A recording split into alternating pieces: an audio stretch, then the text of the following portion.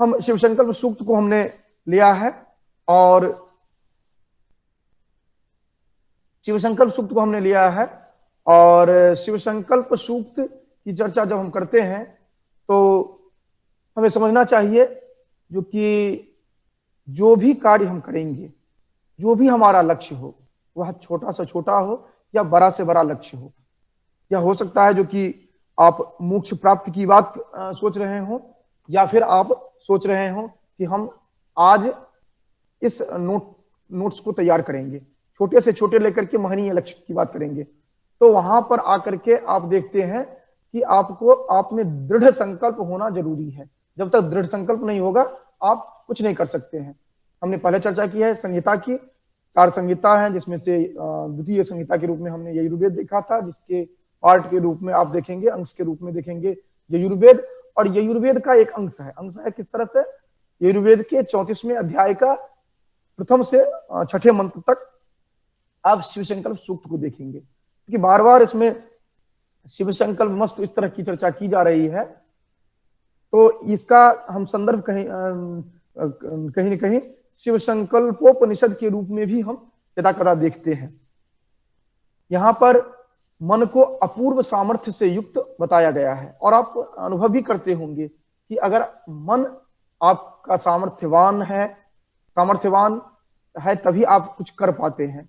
और मन सामर्थ्यवान है, वस्तुतः कार्य केवल इतना है कि उसको आप अपने नियंत्रण में रखेंगे। और ये बात आप कैसे नियंत्रण में रखेंगे, ये जब सांख्य दर्शन आपको पढ़ाएंगे वहां पर जाकर के आप समझ पाएंगे, जो कि सांख्य दर्शन के साथ अन्य दर्शनों में भी आप समझेंगे। ये मुख्य रूप से सांख्य में, जो कि कैसे आप अपने मन को नियंत्रित कर पाते हैं। और वहां पर अगर मन आपका नियंत्रित है तो वहां पर वह उसे आप प्रार्थना कर रहे हैं जो कि वह श्रेष्ठ और कल्याणकारी संकल्पों से युक्त हो, तभी जाकर के आप कुछ कर पाएंगे। क्योंकि हम जानते हैं जो कि हमारा मन जो है वही हमारे नियति का आधार है। आप जो भी करते हैं, जो भी समझते हैं, जहां पर भी आप केंद्रित रहना चाहते हैं, अगर मन आपका साथ ना दे तो आप कुछ नहीं कर पाएंगे। इसीलिए मन को नियंत्रित करना अत्यावश्यक है।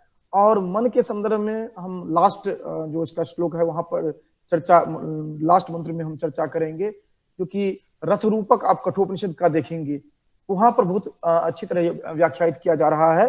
जो कि रथ रूपक आप यहाँ पर देखेंगे, जो कि एक व्यक्ति जो है वह रथ चला रहा है, तो यहाँ पर आप देखेंगे जो वह व्यक्ति तभी सुव्यवस्थित रूप से अपने गंतव्य तक पहुंच सकता है जब वह नियंत्रित करके, अर्थात उसका अश्व जो है वह नियंत्रित होकर के वहां पर जाए। और वहां पर मन की बात हम अभी मात्र कर रहे हैं, तो मन प्रग्रह एव च, मन को वहां पर लगाम कहा गया है। अगर लगाम पर नियंत्रण नहीं रहेगा उस व्यक्ति का जो वहां पर चल रहा है, उसका अगर सारथी का नियंत्रण नहीं रहेगा तो वह रथ, वह जो रथी है वह गंतव्य तक नहीं पहुंच सकता है। इसी को बताते हुए यहाँ पर हम आ रहे हैं, क्योंकि यही हमारे नियत को बताता है, नियत का आधार है। इसके साथ साथ विचारों का जो हम चयन करते हैं, या हम अपने लक्ष्य के प्रति जो केंद्रित रहते हैं, या आत्मिक शांति या आनंद या पूर्णता का जो हमें बोध हो पाता है, इसका मूल आधार मन ही है। अब कितना भी विषम स्थिति में है, अगर मन को आप नियंत्रित कर सके तो आपको उस समय में भी शांति की स्थिति रहेगी आपके लिए। यह 6 मंत्र जो देखते रहे हैं, यह वस्तुतः सत्य के परिपोषक हैं। जो आप ऋत की अवधारणा जो आप वहां पर देखते हैं, उसी के संपोषक हैं ये।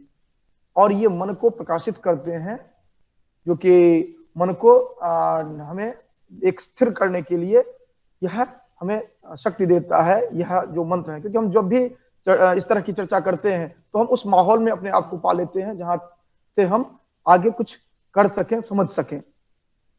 और मन यह जो है, यह कहा जा रहा है कि निरंतर हम इस तरह की बात करें जो कि केवल शुभ विचारों को हमें बता सके। हम इसका केवल एक बार थोड़ा सा उच्चारण देखते हैं, रेस्ट बाद में आप देखते रहेंगे इसको।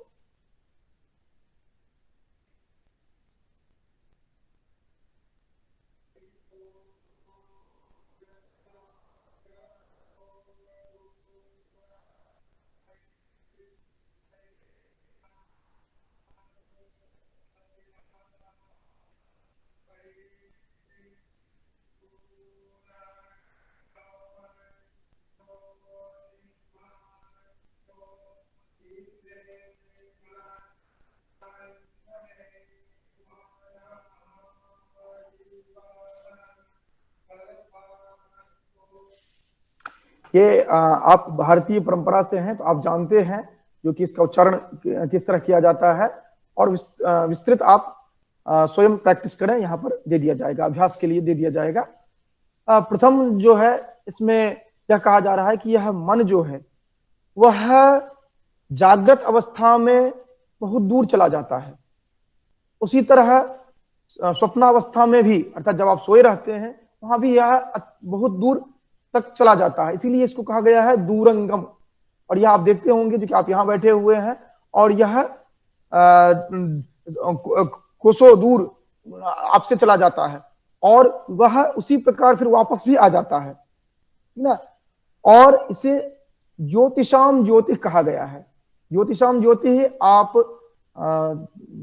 इस दृष्टि से देखेंगे कि अगर आप वैज्ञानिक पक्ष को देखते हैं तो आप ज्योति अर्थात प्रकाश जो है उसके जो एट्रीब्यूट्स हैं, उसके जो गुण हैं, उनको आप देखें और मन के गुण को देखें तो आपको सामने दिखाई पड़ेगा और साथ साथ उससे कहीं अधिक आपको इसकी गति दिखाई पड़ेगी।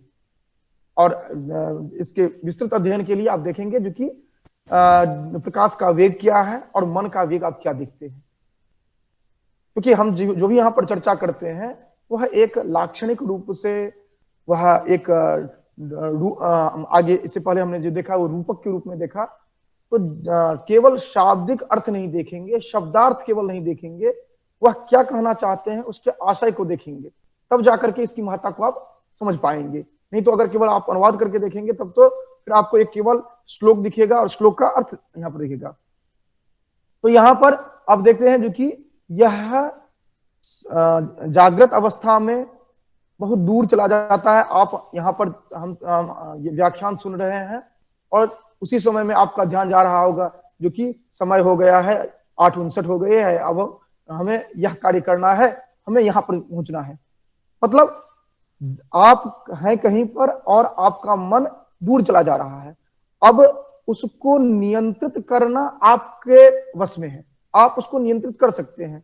अगर उसको आप नियंत्रित नहीं करते हैं तो आपका जो लक्ष्य है, जिस लक्ष्य के लिए आप प्रस्तुत हैं, उस लक्ष्य से आप भटकेंगे। ठीक, तो ये एक शब्दार्थ तो ये हुआ जो कि यह सोए हुए में ये जागृत अवस्था में दूर चला जाता है, फिर जब आप सोते हैं उस समय में भी यह दूर जाता है और फिर उसी प्रकार वह वापस भी आ जाता है। यह प्रकाशों का भी प्रकाश है, अर्थात प्रकाश की चर्चा अगर करें तो उससे भी बढ़कर के यह है। इस तरह का जो मन है वह हमारे लिए शिव संकल्प वाला हो, अर्थात कल्याणमय दृढ़ता वाला हो। अब जब इसकी व्याख्यान में आप जाएंगे, इसके व्याख्यान में, तो आप जागृत अवस्था को व्याख्यायित करेंगे, दूर चला जाता है इसको व्याख्यायित करेंगे, उसके बाद फिर स्वप्नावस्था में वह कैसे चला जाता है, कैसे आता है, इसको व्याख्यायित करेंगे। इसके साथ साथ जो कि ज्योति का ज्योति है यह कैसे है, इसको व्याख्यायित करेंगे। उसके बाद शिव पद की का व्याख्यान करेंगे, फिर संकल्प पद का व्याख्यान करेंगे, संकल्प पद से क्या आशय है, संकल्प से क्या आप समझ रहे हैं, और वह संकल्प वाला कैसे हो सकता है, शिव संकल्प वाला कैसे हो सकता है। तो इन सब का व्याख्यान आप भिन्न भिन्न ग्रंथों के आधार पर आप देखेंगे, क्योंकि यहाँ पर हम उस गहन व्याख्यान में नहीं जा रहे हैं। तो यहाँ पर आप इतना समझते हैं कि ये मन जो है, मन जो आपका दूर चला जाता है, जो उसका गुण है वह सहज रूप से जाएगा ही, उसको आप कैसे नियंत्रित कर पाएंगे, यह अभ्यास आपको करना है। और इसीलिए फिर आप जाते हैं जो कि अलग अलग जो दिए जाते हैं, जो आप इस तरह ये ध्यान करेंगे आदि आदि जो बताए जाते हैं, ये उसी के लिए है जो कि आप उसको नियंत्रित करते हैं, और वह अभ्यास से ही होगा, यह संभव है। तो इस तरह चर्चा करते हैं प्रथम में। इसके बाद आप देखते हैं जो कि यह मनीषीगण जो थे, हमारे ऋषिगण जो थे, वह इसी के माध्यम से स्थिर होकर के यज्ञ करते थे, और इसके साथ साथ जो जिस प्रकार के जो भी कर्म थे, उन कर्मों से वह संयुक्त होते थे।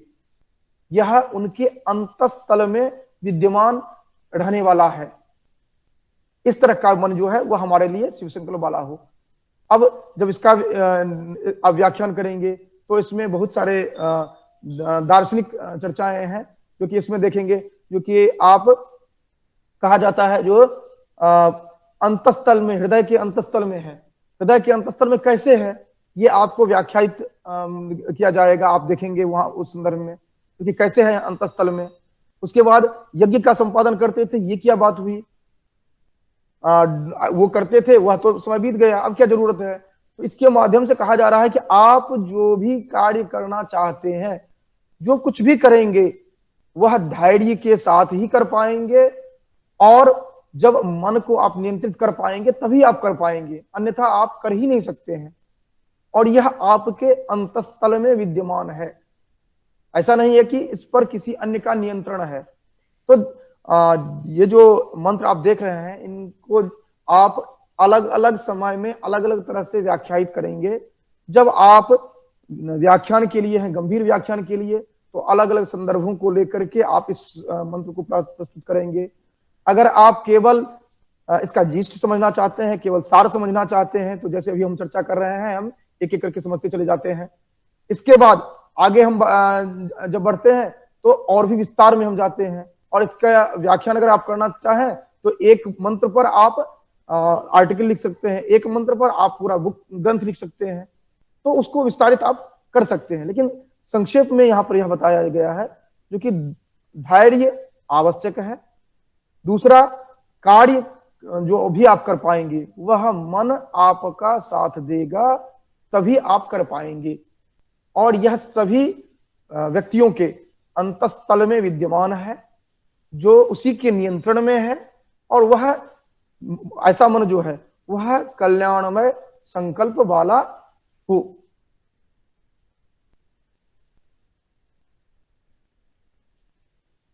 सर आज